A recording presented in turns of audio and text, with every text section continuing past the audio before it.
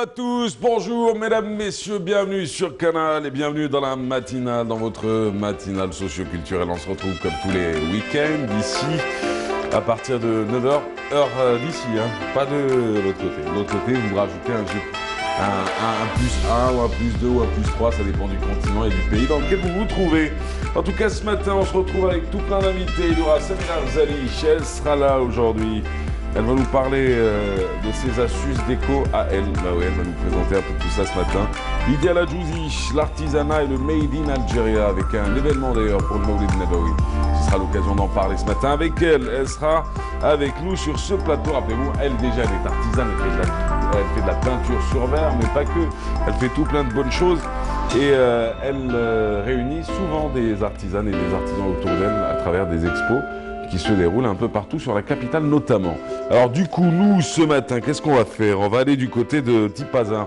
On va parler de la célébration, d'une célébration, c'était la célébration de la journée internationale de la femme rurale. Elle sera représentée aujourd'hui par Wardia Belakbi. Voilà, Belakbi. Alors, Wardia Belakbi, directrice des services agricoles de la wilaya de Tipaza. Et puis on enchaînera juste après.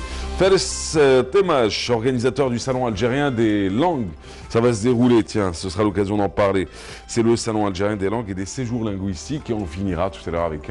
On finira pas en réalité, c'est qu'on commencera avec Amine Kouider qui sera sur notre plateau. Amine Kouider qui parlera du concert qu'il donnera avec Salim Dada, un autre chef d'orchestre.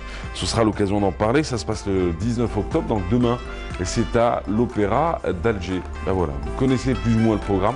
Bienvenue à vous tous. Ce matin, on parle culture, on parle société, on parle de la femme rurale, on parle des belles choses. Tu vois. Allez, la météo, c'est tout de suite.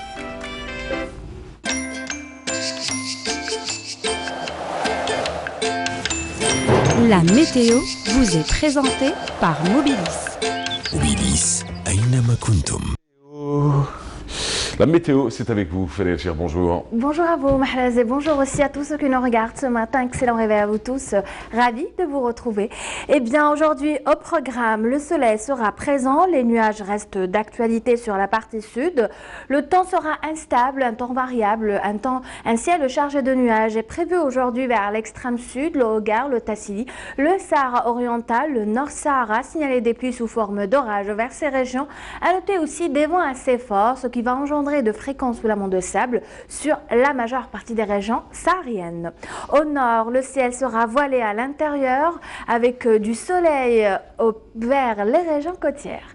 Les températures, les voici, elles restent stables et agréables. 28 pour Alger, Tizi Ouzou, Relizan, Chleft, Tlemcen, Oran, minimum de 23 degrés cet après-midi pour Batna, Djilfa, 24 à Sétif. Il fera 27 à Tindouf, un maximum de 40 degrés pour l'extrême sud, 34 à Tindouf, 30 pour Béchar, Elizi et enfin 32 pour Hassim Saoud. Place ce matin au continent européen. Eh bien, les nuages seront assez denses. La couverture nuageuse couvrira la partie ouest. En effet, le temps sera couvert et pluvieux aujourd'hui à Paris, à Bordeaux, à Marseille, Madrid, voilé pour Dublin, couvert aussi à Dublin et voilé à Lisbonne. Côté température, 19 sous un ciel voilé à Varsovie, 22 pour Budapest, 23 Bucarest, 26 à Athènes, 21 à Rome, 18 à Bordeaux, 20 pour Madrid, 21 pour Lisbonne et enfin 13 à Dublin. Aujourd'hui, le soleil se couchera à 18h10. Vous avez toujours le site de Météo Algérie, les 3 w.météoalgérie.dz qui est mis à votre entière disposition. Je vous remercie pour votre présence. À tout à l'heure pour d'autres nouvelles du ciel. Merci à vous.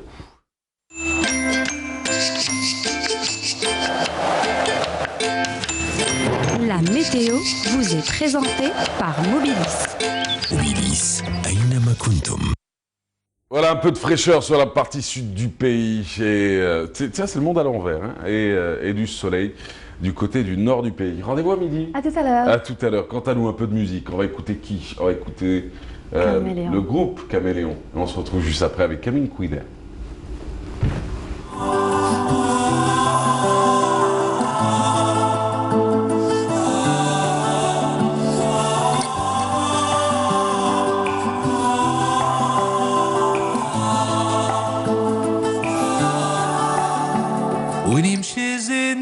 ديما تمشي والزين ساكن هضار لابس هزي ولابساتو ديما ومن غير هزي لبسها ما يختار وين يمشي الزين تمشي ريما سكنها الزين وبناها لي قصار ساكنها في الشان والهمة ومن غير هزين ما يسكن دار وما فاتها الزين ولا غات من دونو تغنى مع الزين وتسير وما صار ضوية في اللون كي القمر في لونو حورت العين من ديلة الجفار في نهار رسوم شفايف وما حنو وتقب صوت حنين محنان ويقوم الصوت هذا حنين ما حن عليك خلاني حارف الحنين كي قار وادروني يا سامعين كي نقول الكلمة اللي ما شاف زينها ما تصفي حياته نهار يا وادروني يا سامعين كي نقول الكلمة اللي ما شاف زينها ما تصفي حياته نهار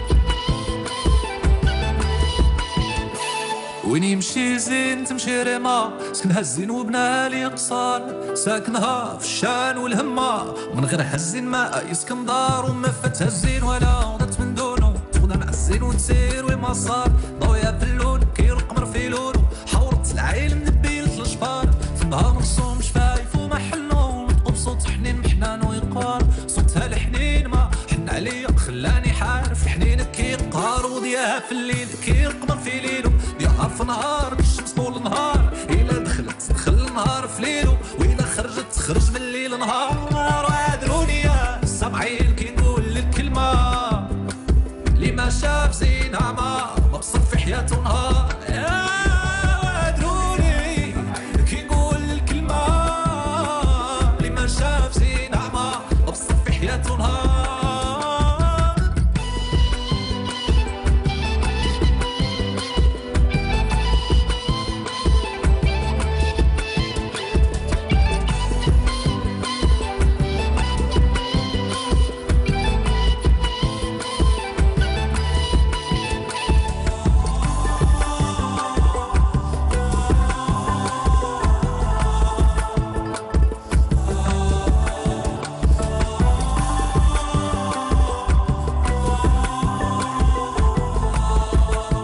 D'accord. Et on va en parler d'ailleurs ce matin, si vous le permettez. C'était Caméléon. Vous écoutez de la musique bon, c'est peut-être une question bête, hein, j'imagine bien, mais vous écoutez quel type de musique, Amin Kouider, en dehors de la musique classique? Bonjour. Ah non, il n'y a pas de question bête déjà, et j'écoute toutes les musiques. Ouais. Parce qu'on dit qu'il y a deux types de musique, la belle musique et la non belle musique. Ouais. Donc moi j'aime beaucoup la musique algérienne parce qu'elle est très très riche sur un point de vue mélodique et rythmique, et surtout, j'aime beaucoup l'approche des jeunes par rapport à notre musique, avec l'introduction de certaines rythmiques très spécifiques, avec une instrumentation très particulière aussi. Donc ça crée des genres, donc une musique personnalisée, et ça je trouve ça formidable. Voilà. Amin Kouider, vous êtes à la tête de l'orchestre de l'Opéra d'Alger, l'orchestre symphonique de l'Opéra d'Alger. Oui. C'est un plaisir de vous revoir. On a l'habitude de se croiser au week-end pour annoncer certains grands événements de l'opéra. Et il y en a un notamment demain. Vous serez à l'Opéra d'Alger en compagnie de Salim Dada, qui lui aussi dirigera l'orchestre. Ça, on va en parler dans quelques instants. En plus, évidemment, vous étiez en train de l'annoncer d'ailleurs quand on est revenu là à l'instant. Vous étiez en train de parler de l'arrivée d'un super pianiste, d'un grand pianiste ukrainien qui enchantera, qui donnera du plaisir en tout cas à l'ensemble du public, mais aussi à l'ensemble des musiciens qui vont évoluer à ses côtés, à vous également. Alors on va peut-être commencer déjà par ce concert. Salim Dada, Amin Kouider, c'est une idée qui a germé comment, qui est née comment, et qui donnera quoi comme spectacle en réalité demain? Vous savez, l'orchestre symphonique dit national, parce que c'était un orchestre symphonique national, et aujourd'hui on est à l'opéra, est un orchestre qui a 25 ans de vie. Oui. Donc pour constituer cet orchestre, il a fallu beaucoup d'efforts, et à l'occasion vraiment je rends un très grand hommage aux musiciens donc, de notre orchestre, pour leur dévouement, pour leur travail, leurs efforts, même si bien entendu par moments c'est pas toujours facile, c'est difficile, etc. Mais moi je sens qu'il va y avoir un avenir formidable et très beau, Inch'Allah, pour nos musiciens, pour notre orchestre pour le sauvegarder, pour continuer ce travail. Donc tout ça pour vous dire que cet orchestre est aujourd'hui arrivé à ce niveau-là parce qu'il y a eu beaucoup de travail, non seulement musical mais aussi artistique. Et dans le cadre artistique, c'est aussi la volonté de l'orchestre de s'ouvrir à d'autres genres musicaux, puisque nous faisons de l'opéra, comme vous le savez, du symphonique, la musique algérienne sous toutes ses formes, mais aussi on invite donc d'autres chefs d'orchestre. Donc c'est une politique que j'ai voulu personnellement à partir de cette saison, puisque j'ai formé un jeune chef d'orchestre qui s'appelle Lotfi Saïdi, donc qui a déjà dirigé l'orchestre. Et là, Salim Dada, qui est un ami, qui est surtout un grand compositeur. C'est pour moi vraiment un grand compositeur de musique et c'est quelqu'un qui fait un travail formidable. Donc j'ai eu l'occasion déjà de travailler avec lui, notamment à l'étranger, donc de présenter ses œuvres. Ouais. C'est un grand monsieur. Et il a fait cette idée formidable qui est donc la création d'un orchestre de jeunes. Et donc c'est aussi un chef d'orchestre. Bien sûr, il compose plus qu'il ne dirige. Mais je souhaitais aussi ouvrir donc un champ artistique pour lui, pour qu'il puisse s'exprimer, pour qu'on puisse encore découvrir ses œuvres. Et c'est lui-même donc qui va diriger donc ses œuvres donc pendant la première partie de ce concert. Donc, ouais. Pour vous dire que cet orchestre, c'est aussi l'orchestre de tous les Algériens qui possèdent un très haut niveau donc musical. Et la deuxième partie de ce concert, c'est quelque chose de formidable. Nous allons accueillir pour la première fois un grand pianiste ukrainien qui s'appelle Denis Bodnar, avec un concerto formidable. C'est une des merveilles de la musique classique universelle, qui est le 3e concerto de Rachmaninov, qui est pour nous vraiment une œuvre audacieuse, parce qu'elle est très belle, mais très très difficile techniquement. Et si on la met au programme, ça veut dire que notre orchestre, les musiciens de notre orchestre, ont aujourd'hui vraiment ce niveau qui est particulièrement haut pour pouvoir répondre artistiquement à cette œuvre. Alors ce sera pour demain soir, ça vaudrait le dire. Ça se passe à l'Opéra d'Alger et l'arrivée de ce grand pianiste qui viendra avec son piano, ou vous allez utiliser le piano de l'opéra? Le piano de l'opéra, nous avons deux très beaux pianos à l'opéra, vraiment des Yamaha. Donc, à quel moment un pianiste ne joue pas sans son piano? Sans son propre piano. C'est extrêmement rare qu'il joue sur son propre piano, parce que c'est pour le transporter. Mais par contre, il y a des pianistes qui ont des accordeurs. C'est-à-dire qui se déplace avec eux. Avec eux, et c'est un accordeur qui va régler le piano pour qu'il se rapproche un tout petit peu de l'esthétique du son. Donc chaque pianiste veut, il y a des pianistes qui veulent des sonorités très fortes, d'autres moins fortes, etc. Mais nous avons vraiment la chance d'avoir vraiment deux très beaux pianos, surtout le grand piano, un grand et un grand piano, pour accueillir tout ça. Et vraiment les amoureux du piano, c'est de la musique russe, en plus la musique romantique, c'est vraiment l'occasion. Il y a encore des places, hein, je vous le dis, pour demain. Le concert est à 20h, on peut acheter les places sur place, donc c'est à 800 dinars. Et je pense aussi que c'est une manière vraiment de rendre hommage à notre orchestre, aux musiciens de notre orchestre, et d'encourager donc cette expression de musique classique universelle qui prend bien entendu beaucoup de place et d'importance dans le paysage culturel algérien. Alors si vous le permettez, allez-y. Amin Kouider, vous avez évoqué la question des accordeurs. On en est où en Algérie? Il y a quelques années, il se faisait très rare. Est-ce qu'aujourd'hui on arrive à trouver facilement des accordeurs de piano? Ils se font toujours aussi rares. Ils se font aussi toujours aussi rares, parce qu'il faut qu'il y ait de la formation par rapport à cela. Parce qu'on peut pas faire un travail cohérent et un travail harmonieux si tous les éléments qui accompagnent donc l'exécution, donc l'acte culturel, l'acte musical, s'il n'y a pas toutes les autres composantes, notamment donc les accordeurs de piano. Je souhaite vraiment qu'il y ait une école, ou en tout cas inviter quelqu'un de compétent de l'étranger pour qu'il puisse former donc de jeunes accordeurs. Mais c'est très difficile, parce qu'il faut qu'il soit pianiste, il faut qu'il soit musicien, il faut qu'il soit technicien. Donc, mais je pense, Inch'Allah, c'est...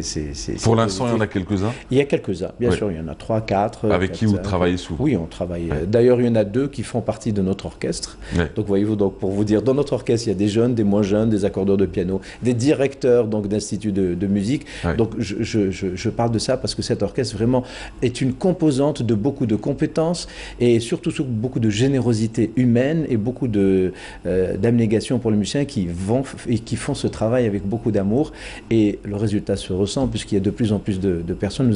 Nous avons accueilli la saison dernière près de 22 000 personnes sur toute l'année, et je pense, à ma connaissance, c'est le seul ensemble sur toute l'Algérie qui accueille autant de public sur toute une saison. Donc c'est pas juste une question pour un concert, mais c'est toute une saison, avec notamment des enfants. On a accueilli 5 000 enfants la saison dernière. Inch'Allah, on va continuer pour des concerts éducatifs, le public de l'opéra, le public du symphonique, le public de la musique algérienne. On vous souhaite un bon spectacle pour demain. Merci, Inch'Allah. Soyez 20 avec heures nous. Voilà, à l'Opéra 20 d'Alger. Les billets sont encore en vente. C'est une superbe représentation avec donc Amine Kouider à la tête de l'orchestre symphonique, avec Amine Dada aussi, à qui vous allez céder vos baguettes pendant une partie de ce spectacle. Et ce grand pianiste ukrainien qui fait le déplacement et qui va offrir les plus beaux classiques piano, si je ne me trompe pas, vous me corrigez, romantique en tout cas, de la musique russe. Voilà. J'espère une chose, que vous allez venir de Machallah. Parce que je sais que vous êtes occupé chaque fois de parler. C'est vrai en plus. La dernière fois que je suis venu avec mon épouse. Et on était venu voir Carmen. Et on avait eu de la chance. Et je vous dis, on avait acheté nos billets le plus normalement du monde parce qu'il y a une démarche. Tiens, et vous m'offrez l'occasion de la dire en direct. C'est-à-dire, c'est bien d'avoir accès à des billets gratuits. Mais dites-vous que si tout le monde prenait un billet gratuit, ça n'aiderait pas le monde de la culture, ni les artistes, ni les institutions qui gèrent, ni les petites entreprises aussi qui gèrent ce genre de spectacle. Alors ça, c'est la petite parenthèse. Mais on s'est retrouvés, mais on a eu le privilège de se retrouver au premier rang. Exactement. Donc j'étais juste en face de vous. J'avais pris un plaisir fou. Hein. En tout cas, pour la petite parenthèse, moi quand j'invite des amis, c'est des billets que j'achète moi-même pour eux. C'est cela. Donc vraiment, je leur offre. C'est une manière de contribuer et de participer donc à l'évolution de leur fête. J'aimerais juste finir sur une petite question. Celle-ci, elle sort de ce spectacle. Alors, j'avais eu la chance de vous connaître il y a plus de 15 ans. Oui. Je faisais mes débuts à la radio et à l'époque, on vous appelait au téléphone. Alors, il y a eu votre époque ici en Algérie, puis il y a eu une époque où vous êtes parti. Oui, vous avez été à la tête de plusieurs orchestres à l'international, notamment celui de l'UNESCO et autres. Est-ce que ça vous manque quelquefois? Écoutez, ça ne me manque pas parce que je suis encore en train de le continuer d'une manière beaucoup plus ponctuelle.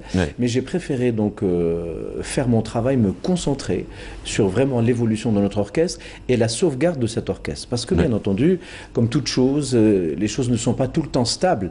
Mais je pense que l'enjeu est beaucoup plus important que la petite personne pour mes concerts à titre personnel, même si bien entendu j'ai quelques rendez-vous, donc régulièrement sur l'année. Mais ma passion, c'est d'abord mon pays, ma passion c'est mes musiciens, et bien sûr ma passion c'est la musique. Voilà, je vous souhaite une très belle journée mélodieuse et harmonieuse. Merci Amine Kouider, merci d'avoir été là. Le concert c'est demain soir, c'est à 20h, c'est à l'Opéra d'Alger, demain 19 octobre. Excellente matinée à vous tous, on se retrouve dans quelques instants. On ira à Boumerdes. Alors je corrige un peu, j'avais parlé de Tipaza, mais en réalité, même si on devait parler de la femme rurale et de la célébration de la journée internationale de la femme rurale, on pourrait parler de Boumerdes, on pourrait parler de Betna, de Tizi Ouzou, de Béjaïa, de Tlemcen et d'autres villes évidemment. Alors Boumerdes, représentée aujourd'hui par Wardia Belakbi, directrice des services agricoles de la Wilaya. La journée internationale, on en parle, mais ce sera juste après ce reportage de Feriel Hamdi. Nous sommes en plein Octobre Rose. Et Octobre Rose, avec l'association Al-Amel, c'est aussi une campagne de sensibilisation dans les zones rurales. Alors, c'est peut-être Boumerdes qui est représenté, mais c'est Tipaza dont on va parler. Allons-y, on se retrouve juste après. Dans le cadre d'Octobre Rose, l'association Al-Amel de Hadjarat al-Nasr poursuit ses multiples activités de sensibilisation des femmes rurales.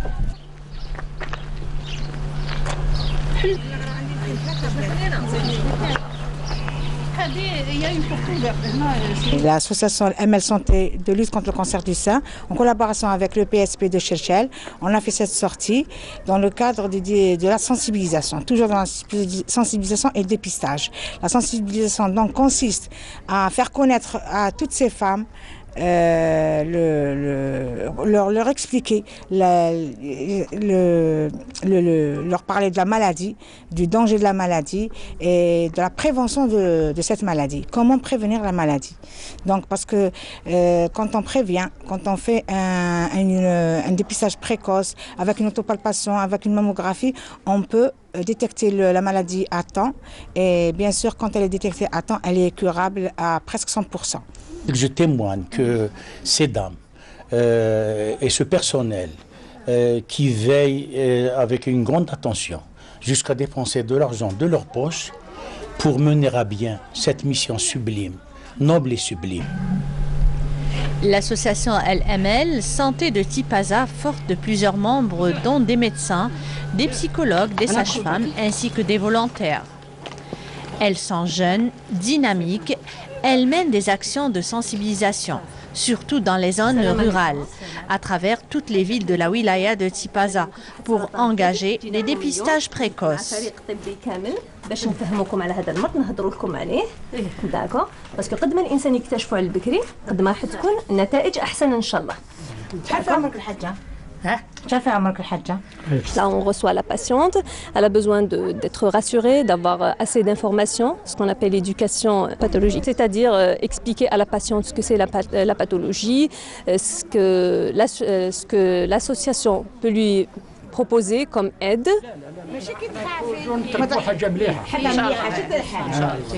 Nous sommes à El Hamdania, à quelques kilomètres de la wilaya de Tipaza. Elles sont là, présentes rien que pour sensibiliser et prendre en charge ces femmes qui se trouvent dans ces régions enclavées.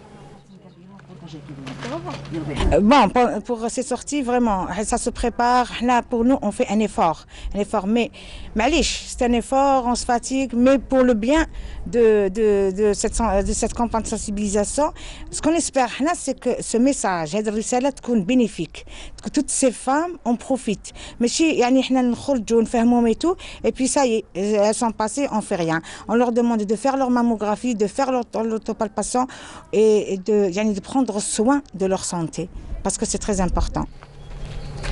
Dès 25 ans, une palpation par un professionnel de santé, une fois par an, est recommandée et en plus dès 40 ans, une mammographie tous les 2 ans. Ce droit au dépistage sauve des vies. Détecté à un stade précoce, le cancer du sein peut être guéri dans 9 cas sur 10. لا راديو نسطر يدمر يدش ولا شغل والو ولا حتى المرض.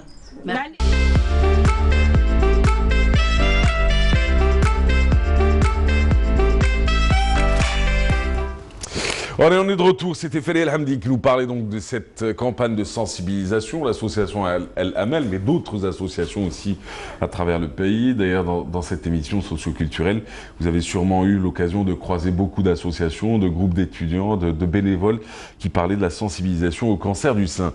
Nous, on va parler de la femme toujours, mais cette fois-ci du côté de l'expérience de la wilaya de Boumerdes, avec la journée internationale de la femme rurale. Elle est célébrée chaque année le 15 octobre. Aujourd'hui, pour en parler, Wardia Belakbi, bonjour.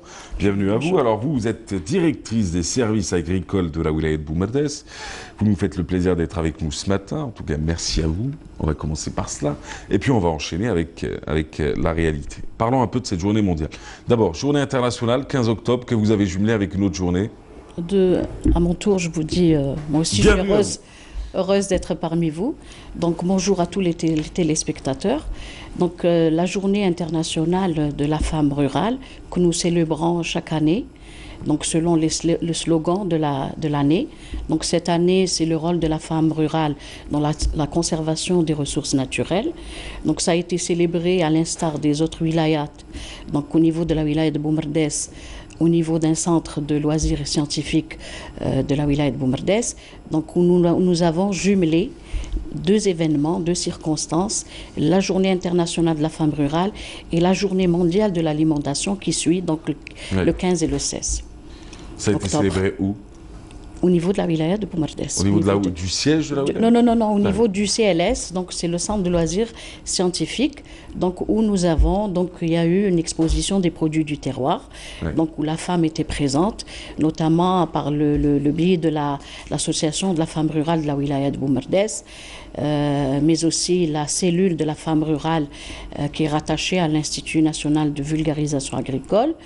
Et où il y a eu, on a profité de l'occasion avec des communications, des interventions ayant trait au sujet, au thème du slogan, avec des spécialistes en la matière. Mais vous faites quoi aujourd'hui pour la femme rurale dans la wilaya de Boumerdes? Qu'est-ce qui est fait pour accompagner la femme rurale? Depuis longtemps, on va dire, depuis qu'il y a les programmes de développement au niveau du secteur de l'agriculture, la femme tout autant que l'homme, on va dire les professionnels en général, la femme a eu une part on va dire d'accompagnement, de la subvention de l'État, donc notamment dans certaines filières où elle active le plus souvent, on va dire la filière apicole, beaucoup plus, les filières d'élevage, où nous avons des exemples de femmes très dynamiques, très actives au niveau de la wilaya de Boumerdès, mais aussi l'accompagnement technique, l'accompagnement, on va dire, dans le sens organisationnel, puisque nous enregistrons ces dernières années l'organisation de ces femmes qui étaient dispersées avant ces dernières années et qui se regroupent en ce moment dans des associations, dans des conseils, au niveau des chambres d'agriculture en tant que professionnelles, et elles activent dans le secteur agricole. Comment peut-on définir? Tiens, parce qu'on parle beaucoup, depuis quelques années, on a appris à dire des mots et puis on les sort à tort et à travers. Ça passe du digital et de la digitalisation que certains n'ont pas encore compris, aux start-up et parler de n'importe quelle entreprise en la qualifiant de start-up. Non, là sur la question de la femme rurale, quelle est votre définition à vous de la femme rurale? À quel moment peut-on dire femme rurale? À quel moment doit-on parler non pas de zone rurale, on sait un peu ce que c'est, mais qu'est-ce que la femme rurale pour vous aujourd'hui? Comment elle est définie par les politiques publiques? En fait, la femme rurale, c'est d'abord on définit les zones et les territoires ruraux. Donc nous avons, si je prends l'exemple de la wilaya de Boumerdès, nous avons 10 communes qui sont classées de montagne. Donc nous avons déjà ces zones. Nous avons les autres zones qui sont aussi à vocation agricole, donc où il y a l'activité agricole, donc tout ce qui est orbe d'eau. Même si maintenant, même au niveau des villes, nous avons en milieu urbain, nous avons des femmes qui activent dans les activités. Parce que c'est les villes qui ont bouffé les territoires ruraux. C'est cela, et non pas le contraire. Effectivement.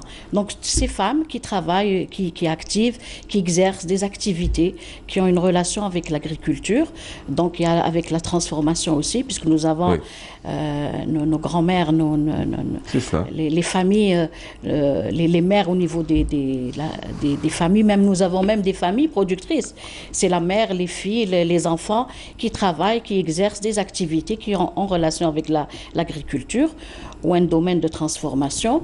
Et là, nous avons, en fait, cette journée, c'est pour rendre un peu hommage et puis reconnaître, c'est une forme de reconnaissance du rôle que la femme rurale joue dans l'activité économique, notamment dans le secteur de l'agriculture, puisqu'elle agit, elle active dans le développement. Elle a un rôle dans le développement agricole, le développement rural, le développement durable. Donc, elle contribue aussi dans l'élimination de la pauvreté, puisqu'elle trouve les moyens effectivement d'activer dans son territoire. Et puis, d'où l'impact positif sur l'amélioration de la sécurité alimentaire, partout dans les territoires qu'elle occupe.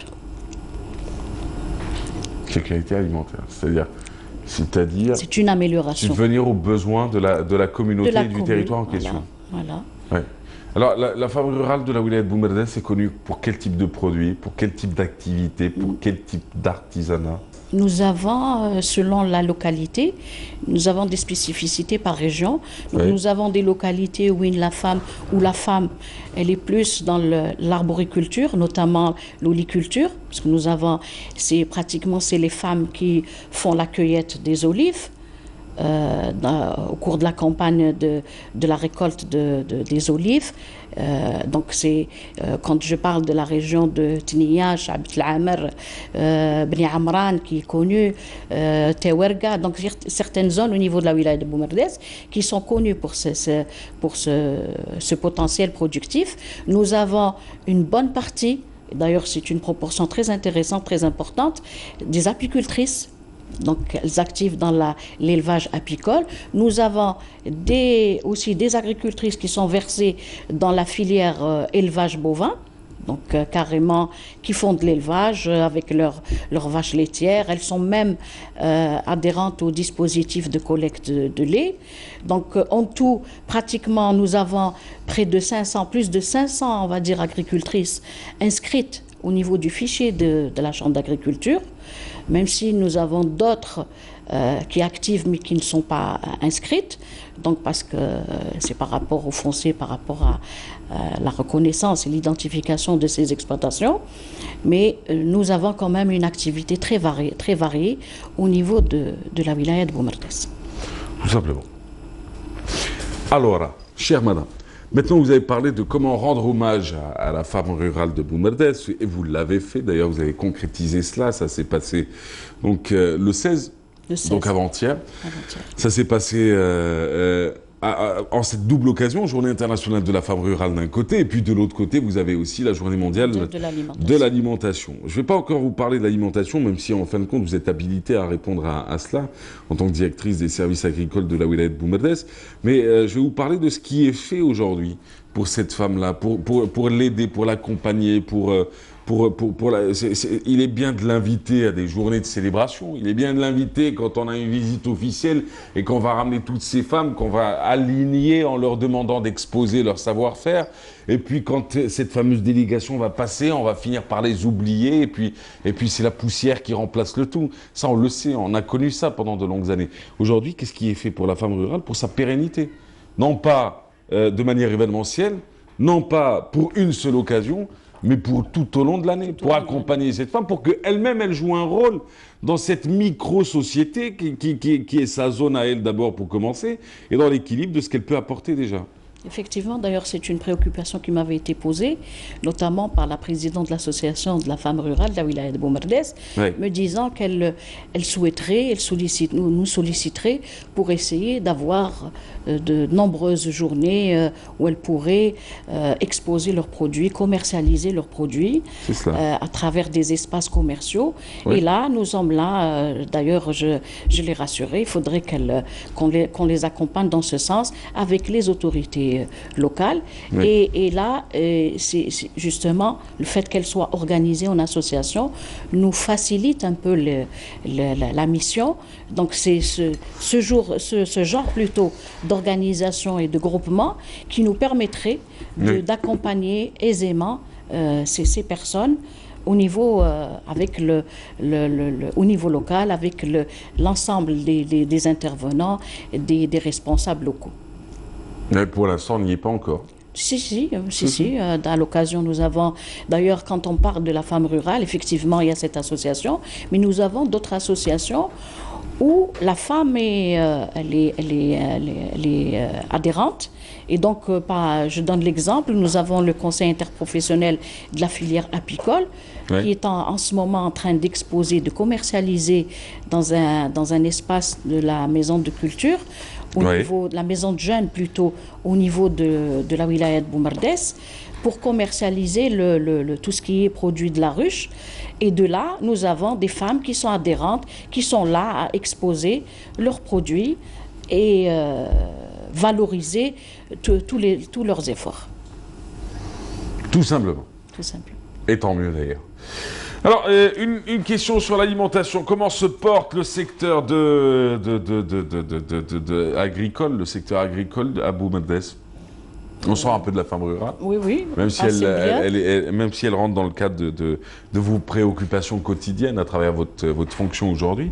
Mais sur la question agricole, comment se porte Boumerdès?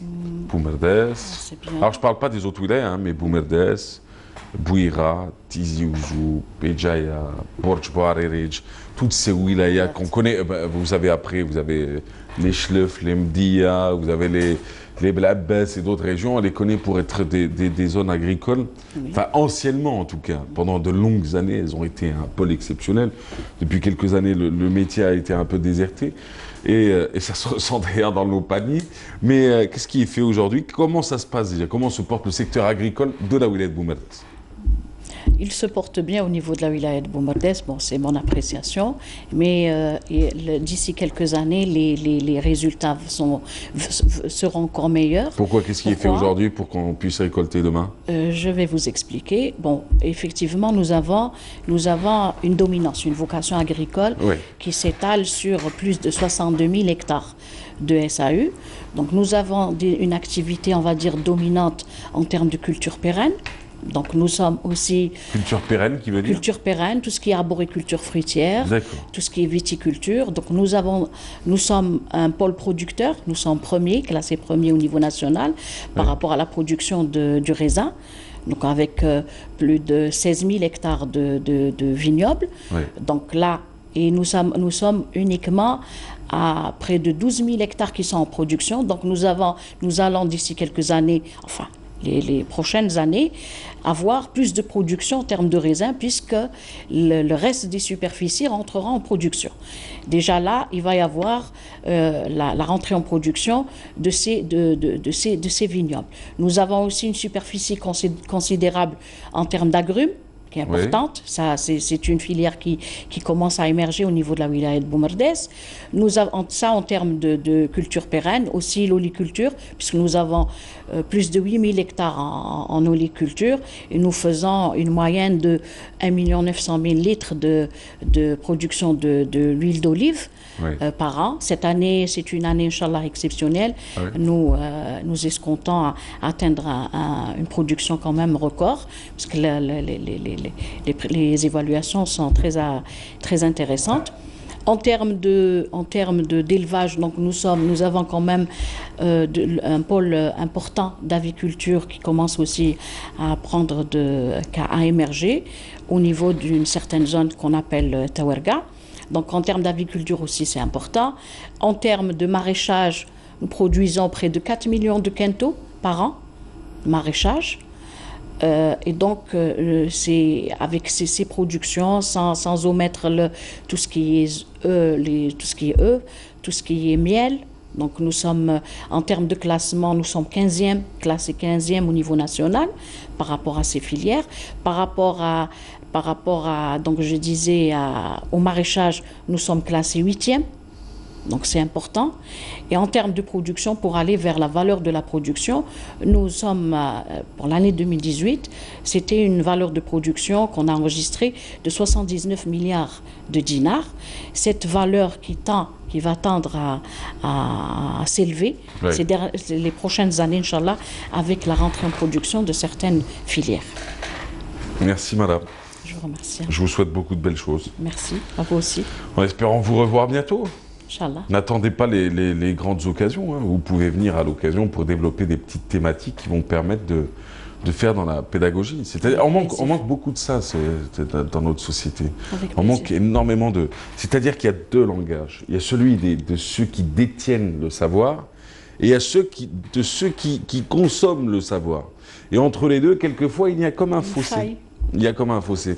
Et disons que nos amis et camarades journalistes ne font pas non plus le job de la vulgarisation comme il se doit et de simplifier les choses, au contraire, pour bien plaire. Alors, merci à vous. Merci beaucoup. Je sais pas j'ai dit un truc, mais bon, je pense que je suis le seul à l'avoir compris. Pas fait simple dans la vie, c'est aussi simple. Madame Wardia Belaqbi, je ne me suis pas trompé, directrice des services agricoles de la wilaya de Boumerdès. Merci d'avoir marqué cette fameuse journée internationale de la femme rurale. Ça s'est passé le 16 octobre, même si c'est célébré habituellement chaque année le 15 octobre, mais elle a été jumelée avec la journée mondiale de l'alimentation et en même temps, ça dépend de vous dans les deux cas. Merci encore. Allez, quant à nous, on se retrouve dans quelques instants avec Lydia Lajouzi. Elle est artisane, mais elle est aussi coordinatrice d'une certaine manière. Elle réunit des femmes et des hommes artisans aux ânes, un peu les deux, artisanes et artisans. Elle les réunit autour d'expositions, elle essaie de fédérer un peu le tout, d'organiser de manière plus récurrente, en tout cas récurrente tout court, on ne dit pas plus récurrente, des événements qui réunissent un peu ceux qui font ces belles choses. Et bien ça, on va en parler parce qu'il y a non seulement, d'un côté, on va revenir un peu sur l'artisanat et le Made in Algeria, avec les festivités Tel Maoulid Nabawi Sharif, et de l'autre côté, on va parler d'un autre événement. Il s'agit de The Language Fair, le salon algérien des langues et des séjours linguistiques. Ce sera avec Faris Tamash. Mais en attendant, c'est Nolouda Bouzgaou avec son fameux portrait de Madame Yakout. Elle est artiste peintre et elle fait du vitrail. Allons-y. La blancheur intense de la céramique, des couleurs chatoyantes mises en valeur par des floralies particulièrement. Tout un patrimoine exprimé par les mouvements gracieux du pinceau tenu par les mains d'El Yakout. à l'âge très tard que j'ai découvert que j'aime cette passion parce que je ne sais pas, c'est dans ma famille, il y a mon frère qui aime le dessin, mais avant, j'ai pas su que j'aime vraiment le dessin. C'est à un certain âge que j'ai commencé à découvrir le dessin sur verre. C'est une passion vraiment le verre qui m'a attirée parce que c'est transparent et c'est beau à voir. Et tellement c'est transparent qu'on aime. C'est-à-dire le fait, on arrive à voir tout. C'est-à-dire, c'est pour ça que j'aime toujours le dessin sur verre, etc. Le dessin sur verre obéit à plusieurs techniques, allant du remplissage au one-stroke, des techniques toutes gracieuses les unes que les autres. La technique, j'aime vraiment, c'est le one-stroke, c'est une technique américaine. C'est le pinceau avec 2 couleurs et on arrive à dessiner pas mal de choses avec. Mettre en valeur le patrimoine par des photos anciennes ou autres photos réelles sur support verre ou céramique est aussi possible.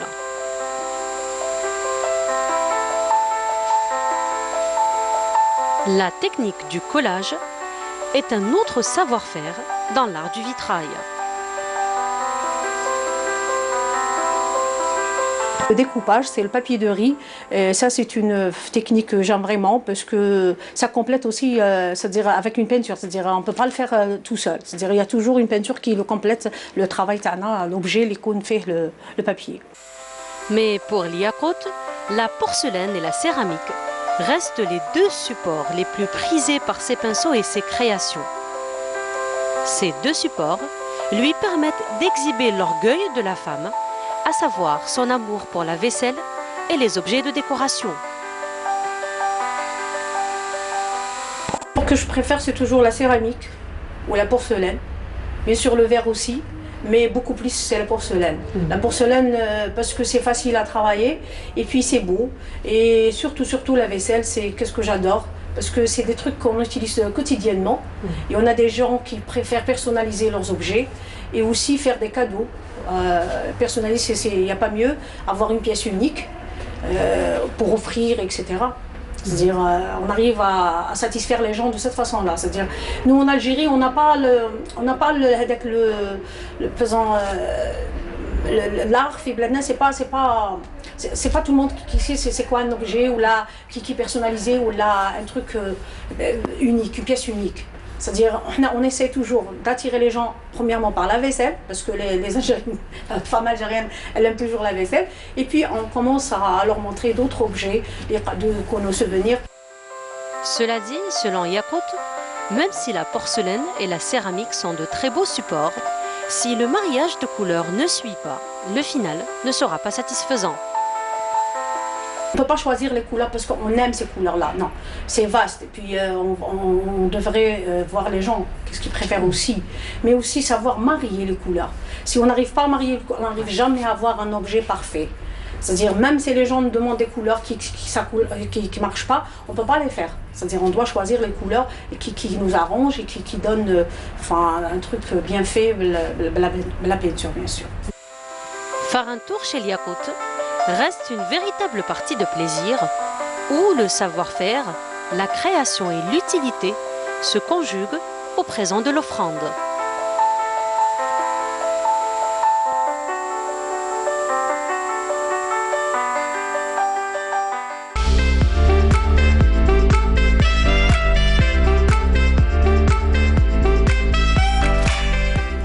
Normal.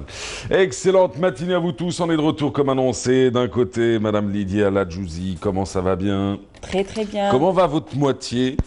Eh bien, vous avez épousé un artisan aussi, hein? Exactement. Ouais. Photographe et il fait aussi du recycle art. C'est ça. Exactement. Comment ça se passe? Tranquille? De mieux en mieux. Ouais. Voilà, il s'épanouit, ça fait plaisir. Et vous aussi? Également. Vous continuez à peindre sur les... La vaisselle. J'allais dire les objets pour rester plus là. La vaisselle. Mais, la vaisselle, d'accord. Et vous risquez même à peindre ce qui est en inox. Voilà. Ouais. L'inox, la porcelaine, le cristal, la céramique, le verre, ma spécialité. Plus rien ne vous arrête, quoi. Exactement. Le tissu, le tapis. Aussi. On va en parler dans quelques instants. Alors à côté, juste en face, Fers Temash, bonjour. Bonjour Mahez. Bienvenue, bon retour. Merci. 2 et 3 novembre prochain, on va commencer par vous d'ailleurs. Palais de la Culture Moufdi Zakaria, la 2e édition du fameux Salon algérien des langues et des séjours linguistiques. Alors il est organisé par votre agence et cette édition est placée sous le signe de quoi ? On va dire qu'elle est placée sous le signe de l'internationalisation des Algériens à travers le plurilinguisme et l'apprentissage de nouvelles langues, que ce soit en Algérie ou à l'étranger. Voilà, globalement, c'est un peu l'ouverture à de nouvelles cultures, que ce soit du côté professionnel ou purement épanouissement culturel. Vous avez, la première édition, comment s'est-elle passée? Quel était le bilan? Le bilan au sens, un peu les grandes lignes. Hein. Pas, je ne vous demande pas un bilan ni financier, ni en termes de participation, mais je veux dire, comment vous l'avez vécu, vous? Qu'est-ce qui vous donne envie d'aller entamer une 2e édition, un 2e rendez-vous? Comment on l'a vécu, nous? À la base, c'était juste une idée. Ouais. Ça démarrait juste d'un constat qui était qu'il existe énormément d'écoles de langue en Algérie, ouais, et principalement à Alger, et que les gens avaient un peu du mal à choisir quelle était la formation la plus adaptée selon leurs besoins, que ce soit professionnel, ouais, ou personnel. Et du coup, on a pris le pari d'essayer de rassembler un maximum d'établissements en un seul lieu pour permettre aux gens de voir un peu ce qu'il y a comme formation proposée. Oui. Et finalement, on a réussi à le faire. Et les retours, que ce soit du côté des visiteurs ou du côté des exposants, étaient vraiment positifs. Du coup, on voulait entamer cette aventure pour une 2e édition. Voilà. Une 2e édition que vous organisez donc avec Phoenix Agency, qui est votre agence. Une 2e édition qui recevra combien de participants? Combien d'exposants? Combien d'exposants et participants? Combien d'exposants? Je suis en train de réfléchir à autre chose. Ce sera sur une 30aine d'exposants. Oui. C'est des exposants principalement des écoles. C'est des écoles de langue, oui, basées à Alger et ses environs. Mais également, cette année, on a une dizaine d'écoles de langue présentes à l'international. Donc il y a des écoles qui viennent d'Espagne, d'Angleterre, oui, des États-Unis, de Chine, etc. Et oui, d'Allemagne, de Turquie. Voilà.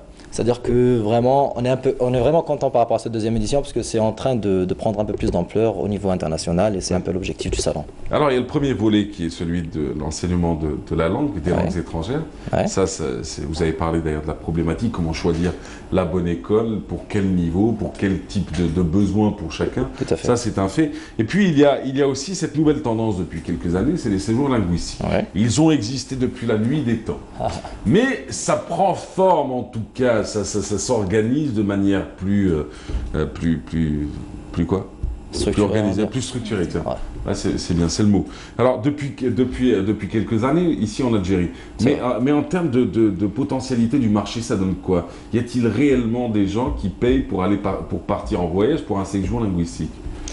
Alors, je dirais que vu le nombre d'organismes qui est en train d'augmenter, ouais, d'année en année, il y a un gros potentiel de marché. C'est-à-dire, ouais, qu'on a vu ça à travers ce salon, on est contacté par énormément d'écoles à l'étranger qui s'intéressent de plus en plus au marché algérien parce qu'ils ont vu que les Algériens sont friands d'apprentissage de langue et aiment voyager. Et du, ouais, coup, ils allient les deux en partant découvrir une nouvelle culture et en apprenant une langue. Mais de par votre expérience du premier salon de l'année dernière, je dirais que c'est un très bon marché. Y a-t-il beaucoup qui allaient vers cela pour avoir des informations sur cet aspect-là? Ouais. Ouais. Énormément. Et tous les jours, on reçoit des messages sur la page Facebook de Languagesphère. Ouais. Et c'est des gens de toutes les wilayas qui sont intéressés pour aller apprendre, que ce soit l'anglais en Angleterre, aux États-Unis, ou énormément. On a beaucoup de demandes par rapport à la langue turque.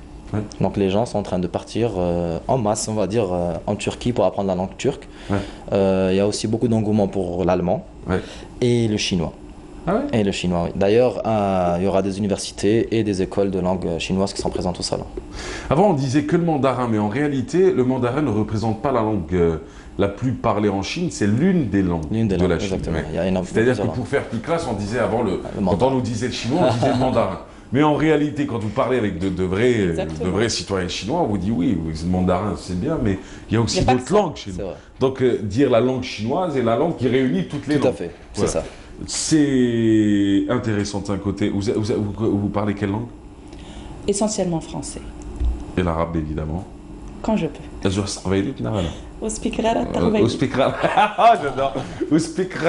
Yes, of course. Yes. Exactement. Est-ce que vous savez ce que c'est qu'un koulougli? Non. Est-ce que vous savez ce que c'est qu'un koulougli? Alors un koulougli, alors c'est vrai, hein, bon, c'est une personne issue d'un mariage mixte entre un Algérien et une Turque ou une Algérienne et un Turc. C'est ce qu'on appelle les Il y en a de plus en plus. Koulougli. Les koulougli. D'accord. Ouais. Je prépare des assiettes pour un mariage. Ouais. Elle algérienne et lui il est turc. Voilà. Et ça pourra se passer entre ici et là-bas. Ouais, c'est une vraie question. Après, historiquement, il y a des explications. Hein, vous allez retrouver tout cela. Mais pour vous dire un peu que qu'entre les deux, on appelle ça les koulougli. Alors du coup, on va parler d'artisanat et vous préparez un mariage, c'est-à-dire c'est-à-dire que vous avez fait évoluer votre activité? Non, dès le départ, c'est-à-dire je fais pas juste, on va dire, des tableaux aussi pour mon quotidien, etc. Je fais aussi les assiettes pour les mariages, c'est-à-dire en quantité pour les mariages. C'est toujours plus plaisant de prendre ces gâteaux dans un support qu'on pourra réutiliser comme vide-poche ou bien comme assiette pour la maison ou décoration.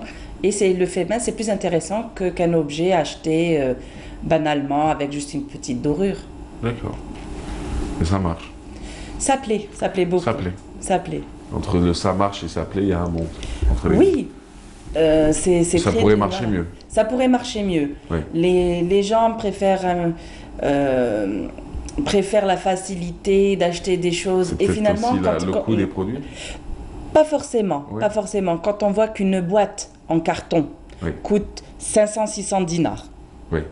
Bon, vous avez aussi à 25 dinars. Il y a pour tous les budgets, mais on va dire quelque chose de qualité. C'est entre 400 et 550 dinars. La boîte de quoi? La boîte vide où on met les gâteaux pour les mariages. D'accord. Oui. Et un artisan vous le fait à 300 dinars. Il vaut mieux avoir un objet en assiette porcelaine, décoré du fait main. Et voilà, en ce qui me concerne, c'est à peu près ça mes tarifs. D'accord. C'est super ça. Vous êtes marié, vous? Non. Pas encore? Pas encore. Vous parlez combien de langues? 3. 3? Ouais. Oui, anglais? Anglais, français, arabe. Français, arabe, c'est bien. Bah, c'est les 3 plus... utilisés.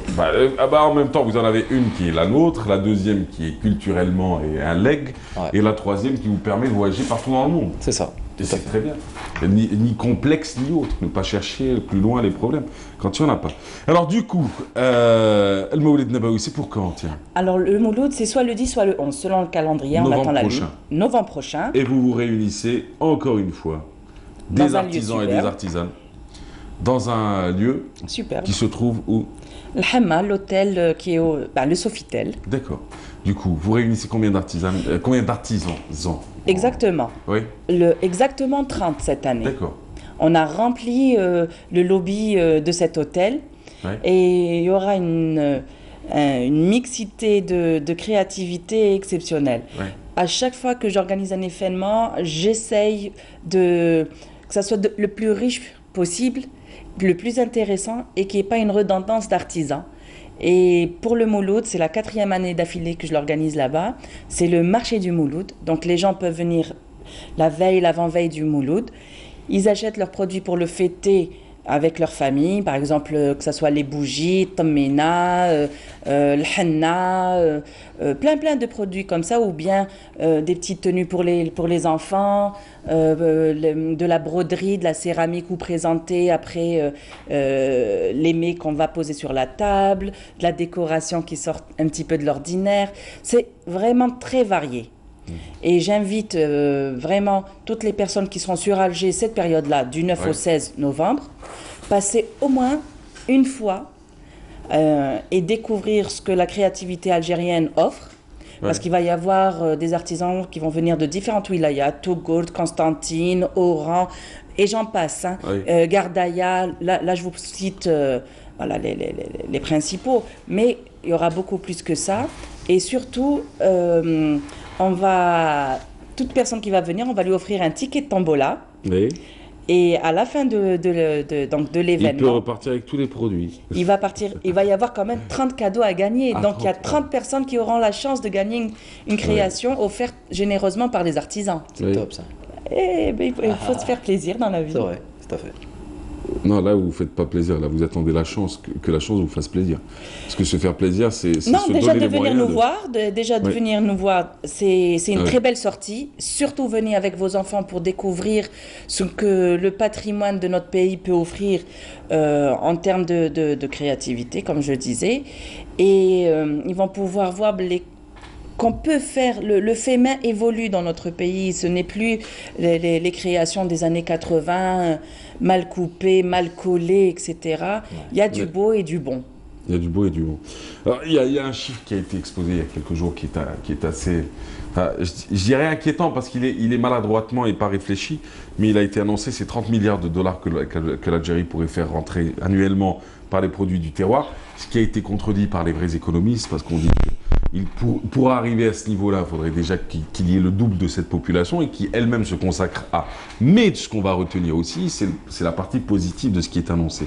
C'est-à-dire que au-delà des chiffres farfelus et non étudiés et complètement bêtes qui font que renforcer le populisme dans lequel on vit, il y a aussi la réalité, celle de se dire la potentialité existe par contre. Qu'est-ce qui est fait aujourd'hui pour des gens comme vous, même si aujourd'hui vous passez du statut de l'artisane au statut de cette femme un peu entreprenante qui va essayer de réunir des artisans autour d'elle, qui va essayer de trouver des lieux, qui va se battre pour leur donner les moyens. Mais qu'est-ce qui est fait réellement pour réunir un peu tous ces artisans, pour créer comme une centrale qui permette aussi de réunir tous ces objets, parce que l'union fait la force, une personne ne pourra jamais exporter seule. C'est-à-dire réunir tous ces projets, les mettre dans un catalogue, les répertorier, classer les artisans, retrouver leur listing, retrouver une situation géographique de tout cela, cartographier un peu tout cela, pour permettre de développer cette économie des produits du terroir. Je vais être franche avec toi, Mahrez. Elle rallonge ma question, je sais. Oui, mais elle est fi mahalluha. Vraiment, elle est très bien posée. Parce que pourquoi je suis arrivée à cette envie de créer des expositions, tout simplement. Parce que l'an prochain, ça va faire 20 ans que je fais ce métier-là, d'artisan, d'essayer de proposer quelque chose du fait main qui sort de l'ordinaire. Mais je vois que je ne peux pas attendre qu'il y ait un événement par an pour pouvoir vivre, sachant que ce n'est absolument pas possible. Nous, les artisans, on a besoin de vendre quotidiennement. Nos chiffres de vente ne sont pas faramineuses. Hein. C'est des marges entre 300-400 dinars sur un objet. Aucune personne... Oui, c'est pas... La matière première, elle est chère. On va aller juste sur cette petite lampe que vous voyez à côté. Que monsieur a fabriqué. Que monsieur, voilà. Monsieur... Mon mari. Mon mari. C'est son mari. C'est Tarek Bolifa, le Sirocco du Nord. Allez, pas de problème. Mais c'est bien de rendre à César ce qui lui revient de droit. Exactement. Par exemple, cette lampe, on l'achète brute 4700 dinars. Donc, plus le travail, le tapis qui est acheté, parce qu'on récupère, il fait du recycle art, il récupère des tapis. Un tapis coûte dans les 12 000, 13 000 dinars. Ceux qui sont, on va dire, touchés, troués. Il faut prendre la partie la plus intéressante. Ce n'est pas tout le tapis qui est exploité. Il en fait un objet qu'il vend 5 500, 6 000 dinars. Il a une marge sur ça, plus les impôts, plus le nanana, 400 dinars, 500 dinars maximum. Vous n'êtes pas accompagné par les impôts? Quel est votre statut aujourd'hui? Alors, votre statut à vous, il est quoi? Moi, je suis artisan. J'ai ma carte d'artisan, je paye mes impôts. Personnellement... Quoi, vous êtes sur du forfaitaire? Non. Faites un peu de pédagogie pour ceux qui nous regardent peut-être, qui disent tiens, moi j'ai un talent, j'ai envie de quitter la boîte pour laquelle je bosse, j'ai envie de me lancer moi-même. Alors, ça dépend en fait de votre carte. Ce qui est écrit sur votre carte. Vous pouvez être artisan, on va dire peintre sur verre et être forfaitaire. Et moi, ils m'ont, tout bêtement, ils se sont trompés, ils m'ont fait transformation de verre, comme si que j'étais une usine. Une industrielle, quoi. Voilà. Et je paye mes impôts à 19%. 17%. Oui. Enfin, votre TVA ou vos impôts? Mes impôts. Voilà, je suis au réel. Et franchement, bon, on va un petit peu essayer de changer cette carte-là parce que là, elle est fatigante. Madame, vous êtes industrielle, hein? L'usine, voilà, je fabrique les laitières. Ah, c'est sûr. J'adore. Donc, on a besoin qu'il y ait plus d'événements. Je ne peux pas faire beaucoup d'humour actuellement, mais c'est pas grave. Alors, du coup, ce que vous dites, il y a une réalité, il y a les contraintes du terrain qui font que... Alors, on ne peut pas attendre l'État. C'est de très très beaux objets. Alors, tiens, hop, je vous présente Samir. Alors ça, c'est avec un tamis qui est transformé donc, en miroir avec un ancien tapis. C'est super. Hein. Merci. Vous trouvez ça comment? C'est bien. Hein. Vraiment, c'est top. C'est la classe. Quoi. Déjà, c'est du recyclage et en plus, c'est vraiment classe. Donc, et c'est du Mentouj Bledi, du réel Mentouj Bledi, qui est mon slogan. J'ai organisé un événement en septembre pour essayer de forcer les entreprises à acheter chez les artisans pour leurs cadeaux de fin d'année, le Made in Bledi. Alors, voilà. Bon, il y a l'autre événement d'ailleurs qui va arriver, on va en parler dans quelques instants, mais juste pour dire, ça rappelle ouais, mais c'est un tamis. Ça, c'est un tamis. C'est un tamis. Mais bon, il a un peu le même truc, ça me rappelle la chanson de Mamie avec qui? Mon cœur est au pays des merveilles. C'était avec qui dire? Mon cœur est au pays des merveilles. C'est une belle chanson, très très belle chanson d'ailleurs. C'est à l'époque où Mamie faisait de la musique, la vraie. Alors du coup, il y a ça, et puis il y a vos objets bien évidemment. On a parlé tout à l'heure de peinture sur inox. C'est assez étrange, assez étonnant, quoi. Il n'y a pas que ça, c'est un petit exemple. Mais vous vous attaquez à d'autres matières et c'est très bien. Alors on l'a dit, ça se passe donc... L'hôtel qui est au Hamma. Très bien, ça commence le 9 novembre. Oui. C'est de 13h jusqu'à 19h, tous les jours, jusqu'au 16. Jusqu'au 16, ça vous fait une belle Et le jour semaine. du Mouloud, c'est ça ce qui est important, que ce soit le 10 ou le 11, on le fête là-bas. Donc toutes les personnes qui vont venir, on va leur offrir de la tomina, Thérèse, le hanna. On va essayer de fêter ça. Venez avec vos enfants, essayez de venir avec des tenues traditionnelles, surtout pour les petits-enfants, pour prendre des photos, leur faire découvrir ce que font les Algériens en matière du fait main. Ouais. C'est important de passer. C'est bien ce que vous faites dans cet hôtel-là qui, de toute manière, tous les établissements hôteliers... Non. Lui, c'est un plus. Ouais, de toute manière, tous les établissements hôteliers, habituellement, il y a le côté un peu froid, surtout quand tu montes sur une gamme de 4 et 5 étoiles. Vous ramenez de la chaleur humaine et vous ramenez le peuple, le vrai. Et ça, c'est bien. Ça, c'est sans faire dans le populisme, évidemment. Non. Chaque chose a un prix, il faut payer le prix quelquefois. Alors, chère madame, c'est très bien. Il y a juste après un événement qui va débuter au mois de décembre, c'est le marché de fin d'année. Des fêtes de fin d'année. Les fêtes de fin d'année. L'ensemble des fêtes qui puissent exister. Tout le mois de décembre, toujours dans le même lieu. D'accord. C'est super ça. Et chaque semaine, 25 artisans différents. Et donc il y en aura une centaine. Une centaine. Marhaba. Et vous serez là-bas pendant les 4 semaines par contre. Eh oui, Moulette Laïf. J'adore. Elle fait, oui, tu vois, je vais travailler. Mais non, c'est intéressant pour vous en même temps. Et j'espère que ça va marcher. Très bien. On rappelle le salon, ça va se dérouler les 2 et 3 novembre prochains. Palais de la Culture Moudiza Kalia, le nom du salon. C'est The Languages Fair, le salon algérien des langues et des séjours linguistiques. Donc l'ouverture des portes se fait à 10h, donc c'est de 10h à 18h. Tout au long des 2 journées, il y aura des conférences. Donc ce sera sous forme de mini-cours que vont présenter les écoles qui vont participer, des présentations des établissements, des tests de langue, etc. Plus des ateliers, donc des tests de niveau de langue qui vont se faire sur place. Tout au long des 2 jours, l'accès est bien sûr gratuit. Et voilà, donc c'est destiné aux professionnels, donc aux entreprises qui veulent faire des partenariats avec des écoles pour former un peu leurs employés, aux chefs d'entreprise et aussi aux particuliers, enfants, étudiants, élèves, etc. Voilà. Vous aurez le temps d'y aller? Oui, c'est très très intéressant dans notre métier. On a besoin d'être formé, oui. Non, mais surtout que si un jour on développait vraiment la promotion, alors c'est pas l'artisanat, parce que l'artisanat est de toute manière, il existe, il est présent. C'est-à-dire la promotion, le système de promotion, ça amènerait beaucoup d'artisans à partir à l'étranger, et tu arrives à l'étranger, tu parles quoi, tu échanges. Pour donner déjà juste un prix, de dire c'est quoi la matière, il faut connaître les mots. C'est vrai. Exact. Merci encore, Felstamash. Rappelons que vous êtes l'organisateur de ce fameux salon. En tout cas, on vous souhaite beaucoup de belles choses, beaucoup de courage et beaucoup de réussite. Merci beaucoup. Merci, Madame Ladjouzi. À très vite. À très vite. Bah ouais, vous saluerez tout le monde, hein, toute l'équipe et tous les gens pas tous les exposants. Et c'est très beau. Hein. Le Sirocco du Nord. C'est son nom sur Internet? Oui, sur la page. Tiens, on va finir avec les réseaux sociaux. La page? Alors, la page, c'est The Languages Fair. D'accord. On peut écrire tout simplement le salon algérien des langues et on trouve la page. Tout simplement. Et vous? L'éclat de verre, et c'est là où vous allez trouver toutes les photos des futurs participants pour cet événement. D'accord. Et sinon, le Sirocco du Nord? Le Sirocco du Nord. C'est la page de votre mari? De mon mari. Mon mari. Mon mari. Allez, très bien. Allez, quant à nous, on va parler art toujours et expo toujours. Ça se passe avec Nassiba Djedir qui nous parle d'une exposition qui s'est déroulée à Dar Abdeltif. On se retrouve juste après avec Samira Rosalie qui est styliste et décoratrice et va nous parler d'astuces déco ce matin. Allons-y.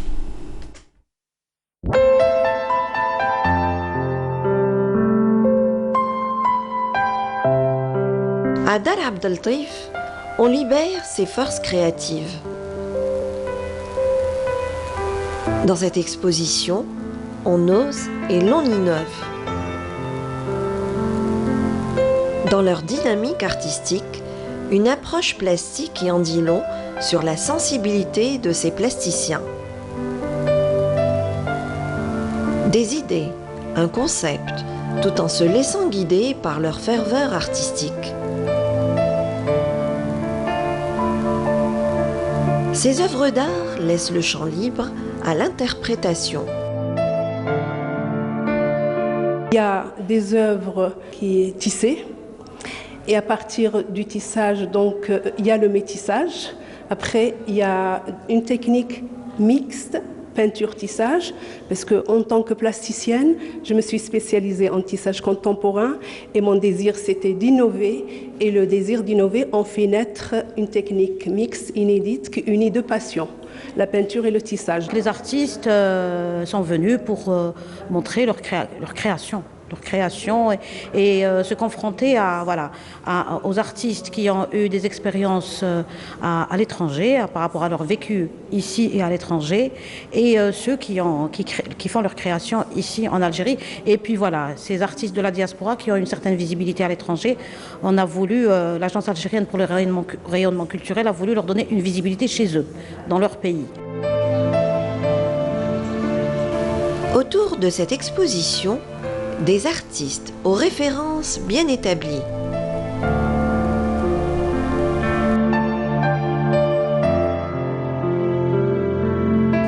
À la rencontre du grand public, un événement où l'on partage des émotions visuelles. Chacun des exposants nous fait pénétrer dans son univers.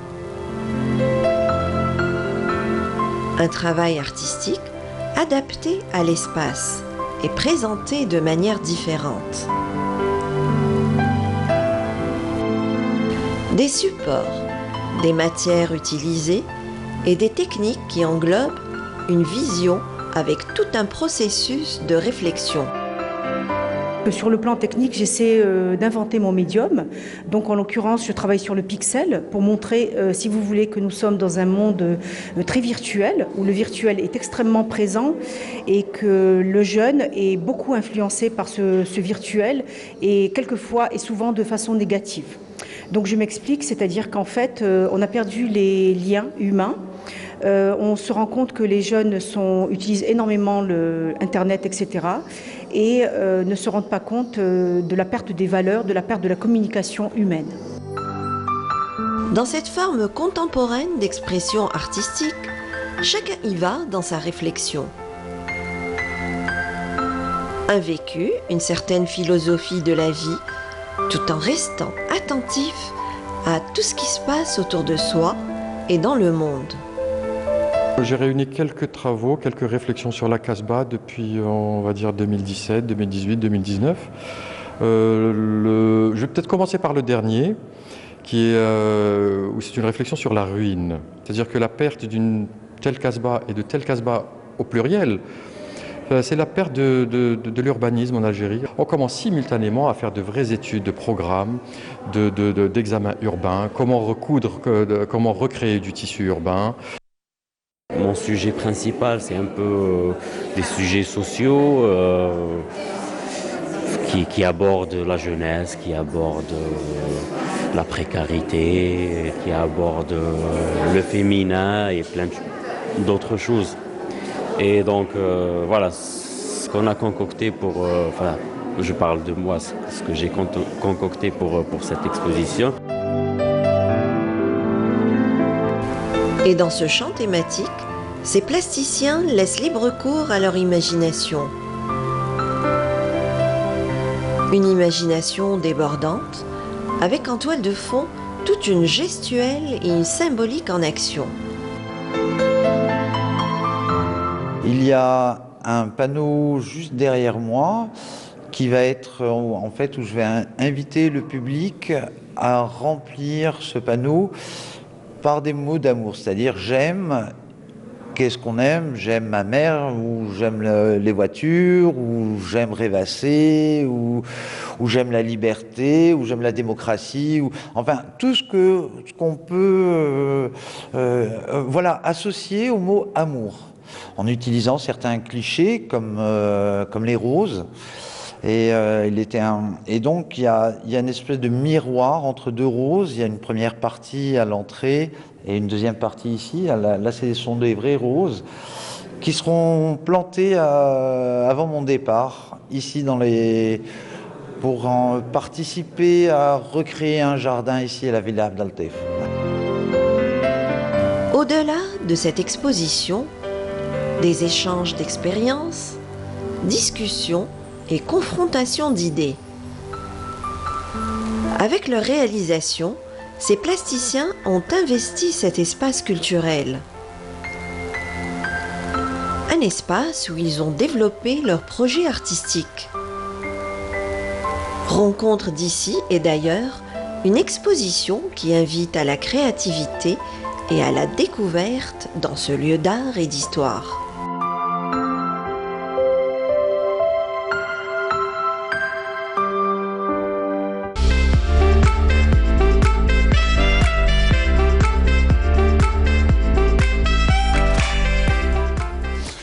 Excellente matinée, dernière ligne droite dans Bonjour d'Algérie. Aujourd'hui, dans cette émission socio-culturelle, on se retrouve avec qui? Avec Samira Rosalie. Bonjour. Bonjour Mahrez et bon vendredi. Bon vendredi, bienvenue à vous. Merci. Samira Rosalie, avec vous, on va parler astuces déco aujourd'hui. Alors, il faut rappeler que vous êtes styliste et décoratrice par la même. Alors, je regarde un peu. Alors, ça, c'est le type de déco qu'on peut retrouver où? Au mariage, même dans les maisons, maintenant, on peut décorer une table comme ça. Aujourd'hui, je suis venue justement pour faire une petite démonstration avec une boule de polystyrène. Pour changer, parce que toutes les femmes ont chez elles un vase, là, on va changer. On va réaliser un petit centre de table rapidement. Un petit centre de table à partir d'une boule en polystyrène. Que vous ramenez d'où à la base? Moi, j'ai acheté à l'étranger, mais ça se vend ici. Ça se vend ici? Oui, ça se vend au marché avec des bouquets de fleurs artificielles. On peut le faire avec des fleurs naturelles aussi. D'accord. Alors, ce type de déco, ça peut être juste pour une maison, quoi, ça. Une maison, pas forcément un mariage, oui, dans des occasions. Bien sûr, quand on invite, on veut embellir une table. On relook la table aussi. Il n'y a pas que la femme qu'on relook. On peut relooker aussi une table, embellir pour bien recevoir nos convives. On peut réaliser un joli centre de table à base de polystyrène. Ah, on y va. Alors, je vais faire une petite démonstration. Là, déjà, j'ai une boule de polystyrène. Voilà, on peut avoir une petite, une grande, ça dépend de la dimension de la table. Alors, on a besoin d'une pince pour découper les fleurs. Là, on peut trouver ça au marché aussi, sur les marchés. Donc, on a... Ah, ça part. Vous voulez que je vous la tienne? Donnez. Merci. Alors, voilà, on peut découper, déjà. Oui. Voilà. Voilà. Alors, on a besoin de 3 bouquets de fleurs, de 24 fleurs, pour réaliser un centre de table. Pareil, voilà. Donc, on découpe et on a besoin aussi d'un pistolet à colle. D'accord. Voilà. On va le faire rapidement. Alors, juste... On va vous mettre ça ici, comme ça vous pourrez parler et on pourra vous entendre. Voilà, déjà, donc je dois tout découper et utiliser mon pistolet à colle. D'accord. Donc, j'ai dit, il faut 3 bouquets. Il ne faut pas être forcément artiste, hein? Non, c'est pour les débutants, on peut le faire. Hein, c'est pour les passionnés de la déco et de la création. Hein. On peut réaliser ceux qui veulent fabriquer eux-mêmes leur... On peut réaliser ça, mais par contre, moi, j'ai fait la formation en France pour la déco parce que je réalise plein de choses, pas uniquement les centres de table. D'accord. Donc, c'est des choses qui sont faites main, voilà. Donc, je peux venir pour prendre la boule. Ce que vous voulez. Voilà. Donc... Attendez. Vous voulez la boule? Je vais vous la ramener. Merci. Très bien. Alors, il faut utiliser il est collé, il faut le décoller, là ça prend du temps. Alors il faut l'allumer, c'est le pistolet à colle. D'accord. Voilà, je vais faire une petite démonstration. Donc il faut commencer par le centre, coller les bouts de la tige. Il faut mettre ça au centre. Voilà, comme ça. Voilà. D'accord. Et suivre la ligne. Suivre la ligne. Tout La court. ligne. Part et d'autre, hein, dans les deux côtés, les deux sens. Voilà. Recréer un cercle avec les fleurs. Voilà. On peut faire ça, plusieurs thèmes là. Je voulais, comme on est octobre rose, je voulais faire thème blanc et rose. Ah, c'est bien ça. Ça va donner ça, ça donnera ça. Voilà.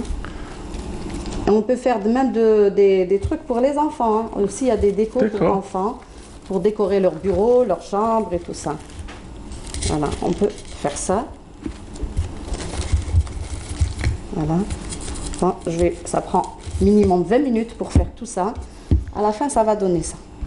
Ah, c'est-à-dire que le résultat que l'on voit ici, c'est ça. On commence cette ligne-là, voilà. Et puis là, on a une déco spéciale mariage. Et là, spéciale romantique, qu'on peut faire aussi avec des perles. Et là, j'ai mis des diamants. Et ça, c'est des couronnes que j'ai faites aussi pour mettre les bougies. Et tout ça, c'est fait main, quoi. Tout ça, c'est fait main, même le bouquet. Même le bouquet, c'est fait main. Voilà. Là, j'ai choisi de la dentelle comme chemin de table. De la dentelle. Par contre, de l'autre côté, il y a de l'organza. Alors, juste pour montrer, hein, parce que depuis, vous êtes en train d'en parler. Alors, je cache juste ma petite bouteille. Alors, ça, c'est l'organza. Hein. Ça, c'est de l'organza, oui. Ça s'achète en rouleau. On peut trouver, moi j'ai acheté de l'étranger, mais on peut trouver ici. Ah, vous pouvez trouver ici. Voilà, c'est des chemins de table. Là, on a des ciseaux cranteurs qu'on découpe. Ça dépend de la largeur ou la longueur de la table pour faire des chemins de table. Là, c'est des ciseaux spéciaux. Qui donnent des petites formes. Voilà, pour ne pas coudre, ça donne des petits. C'est pas mal ça. Voilà, c'est très bien. Et puis là, il y a de la dentelle. On peut faire de la dentelle, de l'organza, ça dépend. D'accord. Voilà. Tout simplement. Alors, le coût d'une décoration comme celle-ci, ça coûte combien? La boule polystyrène, ça coûte 550 dinars. D'accord. La boule. Alors, le bouquet de fleurs, c'est aussi 550 dinars. Donc, il nous faut 3 bouquets. 3 bouquets pour faire ça. Pour réaliser un centre de table. Mais c'est très joli, ça change d'un centre de table tous les jours. Alors, le résultat de Samir Arzali, c'est ça. Hein. C'est ça. Voilà. Et d'ailleurs, on retrouve la boule juste en dessous. Et on peut changer de thème. On peut mettre du bleu, du vert, du rouge. Ça dépend. Aujourd'hui, je voulais rajouter un petit peu de rose.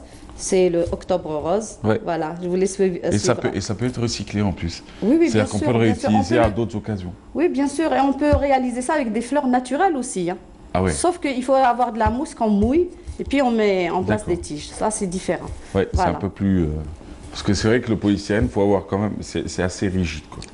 Donc il faut avoir des supports un peu plus rigides pour pouvoir... Plus rigides, voilà. C'est bien, hein, c'est beau. Voilà. Et puis il y a aussi le bouquet que j'ai réalisé. Celui-ci? Oui, celui-là, j'ai réalisé. C'est quoi, c'est le bouquet de la mariée? Non, c'est un bouquet qu'on peut offrir, qu'on peut décorer avec un bureau, aussi un centre de table, hein, aussi on peut faire ça dans une bibliothèque. Et ça aussi vous l'avez fabriqué avec une corde et de la colle? Avec une corde et de la colle, voilà. Je voulais le faire aussi, mais je sais qu'on n'aura pas assez de temps pour le montrer. Et puis même la couronne, on peut mettre des bougies à l'intérieur. J'ai fait des couronnes. Montrez-nous juste cette fameuse couronne, est-ce que vous pouvez la sortir? Voilà. Celle-là aussi, vous l'avez fabriquée vous-même? Oui. Voilà. Alors, c'est des fleurs artificielles avec du ruban. Oui. Voilà, j'ai collé et ça donne ça. On peut avoir plusieurs dimensions, petite couronne, grande couronne, ça dépend de la bougie. Là, c'est pour la bougie. Voilà. Non, j'aime bien, moi. Je ne sais pas. Voilà. D'accord, ça dépend de... Enfin, ça dépend des goûts, quoi. Chacun laisse libre cours à sa créativité. Parce que ça dépend de l'événement. Quand on vient vous demander un événement pour une mariée, pour des fiançailles, c'est différent. Pour une femme, pour un anniversaire, c'est différent. Donc, tout dépend de l'événement. Oui. Voilà. On va voir quelques photos, vous allez les commenter. Oui. Alors, on fait défiler cela, si vous le permettez. Allez, c'est parti. Alors ça, c'est... Ça, c'est des photos, c'est pas ma réalisation, ça. Hein. J'ai d'autres photos qui sont ma réalisation. Mais vous expliquez un peu ce que c'est. Ça c'est ma réalisation, c'est la même chose. Là, c'est des bouquets naturels. Ah. Là, c'est la même chose. On peut faire ça avec un fleuriste, on lui demande, et on peut réaliser ça, parce qu'il y a des clients qui demandent des bouquets naturels. Ah, ça c'est vous, voilà, hein. Ça c'est le support que vous avez fabriqué. C'est la même chose, voilà. C'est pratiquement la même chose. C'est-à-dire vous travaillez avec des ferronniers? Voilà, je travaille avec des ferronniers, oui. Qui vous fabriquent les supports, vous leur dessinez, vous les fabriquez, et après vous les peignez la couleur qui vous... tout à fait, je fais même des plus petits, ça dépend de la dimension du support. C'est super ça. Voilà. Donc tout ça, c'est des différentes décorations. Et ça, c'est la tendance maintenant. Hein. D'accord. Ce n'est plus le vase, c'est voilà. On va sur autre chose, quoi. Voilà, c'est la. Ça Voilà. aussi, c'est ça vous aussi, c'est oui, tout ça, oui. C'est bien. Hein.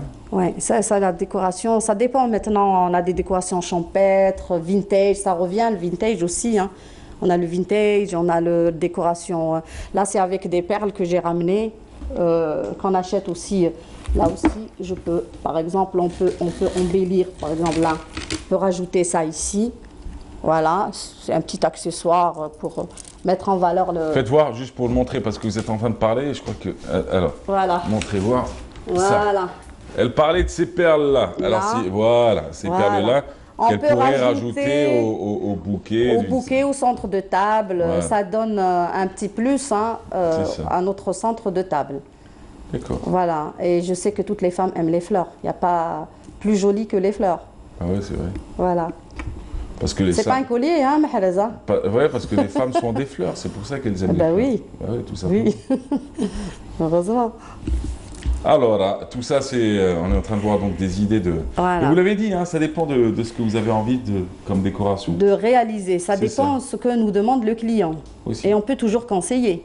Ouais. Voilà. Qu'est-ce qui est le plus tendance en ce moment? C'est ces supports-là, c'est les centres de table, ça. Et puis, mais c'est quoi? C'est un peu le vintage? C'est un peu le vintage, un peu champêtre, un peu village? Champêtre, oui. Je dirais champêtre, oui. Les gens, la plupart, aiment de la dentelle. C'est joli. Hein. On peut décorer les chaises avec de la dentelle.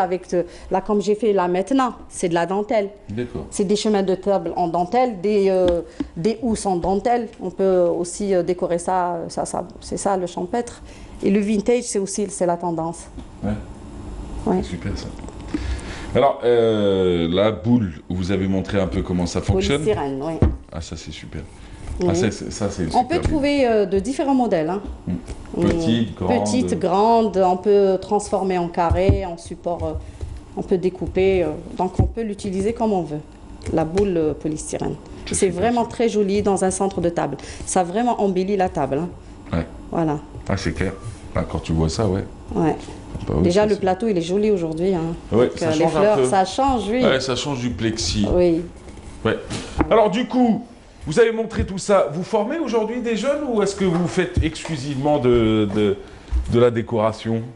Justement, j'ai une équipe que je suis en train de former, justement, qui travaille avec moi. Oui, parce qu'il y a de la demande. Hein. Oui, il y a une forte demande. La décoration, maintenant, c'est la tendance. On peut pas même si on loue une salle maintenant, même les gens maintenant décorent chez eux, à la maison. Ils ont des espaces comme une terrasse ou une cour, etc. Donc, ils peuvent même décorer chez eux. D'accord. Et c'est la tendance aussi. La tendance, les fleurs et la déco. La déco. Et les fameux supports qu'on est en train de et voir. puis les miroirs, effet miroir, c'est joli. Hein, ça, l'effet miroir, ouais, alors on l'a peut-être pas vu. Alors ça, c'est un élément important. Ouais. Autant vous dire, vous n'allez pas le trouver partout, mais vous pourrez le faire fabriquer. Oui, oui, oui. Alors, chez un ferronnier, on peut faire ça. Même un vitrier, on peut faire ça. C'est ça. Les glaces, chez un vitrier. Là, il y a ces cercles, là, c'est un carré. C'est différent. Voilà ce qu'elle voulait nous dire. C'est que vous mettez votre support sur votre miroir.